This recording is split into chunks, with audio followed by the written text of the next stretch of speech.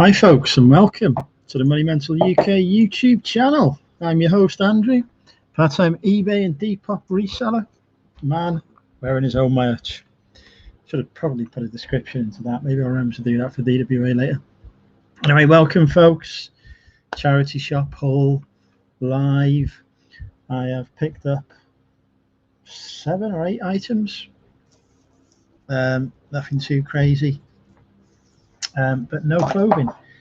Like, they had clothes in the charity shops, but none that I wanted to buy, none that had enough profit in it for me really. So I ignored the clothing that they had because it just wasn't good enough for me. You know, it happens. But I don't restrict myself to a particular niche, although there are some niches that I don't get involved in as much as I perhaps should. So I've spent some money on some different stuff. I'll try and go through in order of pickup. So, first item to say, do I list more than I buy? It depends. First item, is this the first item? Yeah, this is the first item I picked up. It's this Graham Farish N-Gauge locomotive. It is the something Castle, Winchester Castle, or something. I can't quite read. I have to look at it when I've got me.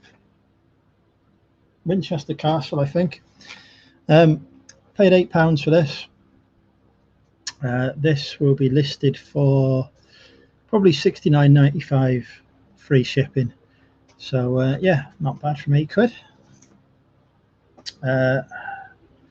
And then in the same shop, I picked up the Mallard in N-Gauge. Hobby Mini Tricks model, also £8. This one I will list for £99.95 free shipping. So not too bad from £16 there into 170. Happy enough with that. I've gone to 4 shops before getting there and finding those items, so it pays to persevere.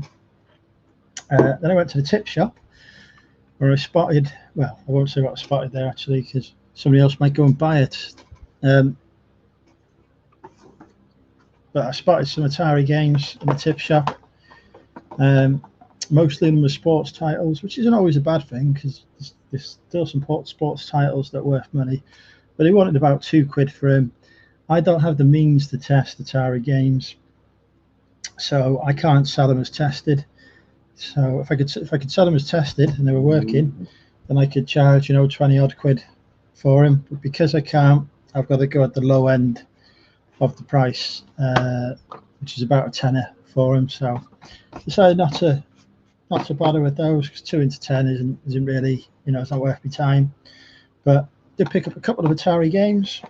Alien Breed, special edition from '92 from Team 17, which is the company that did Worms. That should go for about £19.95 free shipping. So not bad from £2. And the Addams Family as well, which should go for about £14.95 free shipping. So from £4 there is 35 quid's worth of listings, so that's all right. I also picked up, it's a bit heavy, a Pimpernel mat set. I always pick these up if I see them and they're cheap enough. I normally sell them for 20-25 quid. These are all in good condition. There's 4 smaller mats. I've actually sold the larger versions of these before for about 30 quid, I think, over to America. 6 even of these, and then there's 2 bigger ones as well. That was £2. That'll be 20 to 25 quid. And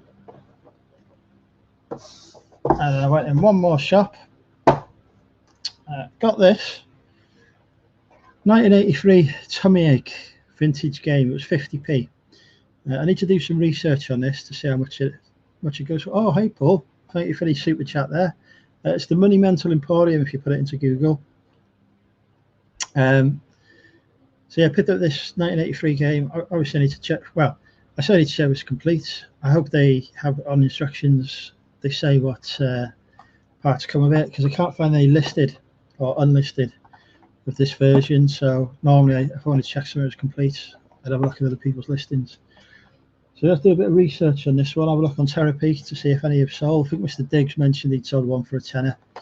But yeah, a bit more research listed on that. There's like a 1982 version in America that goes like 40 odd quid.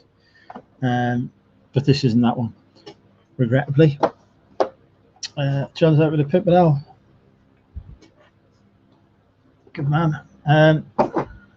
Final item, because literally there was not much for me to choose from, is this Star Trek heat changing mug. It's got a Klingon battle cruiser there, I think a Kavort class, or it might be a Varel class, I don't know. Bit of a Star Trek geek. I need to test out the heat changing function by making a cup of tea in it later. But it was 50p. It's vintage, it's from 1992. It's older than me, is obviously I'm only 20.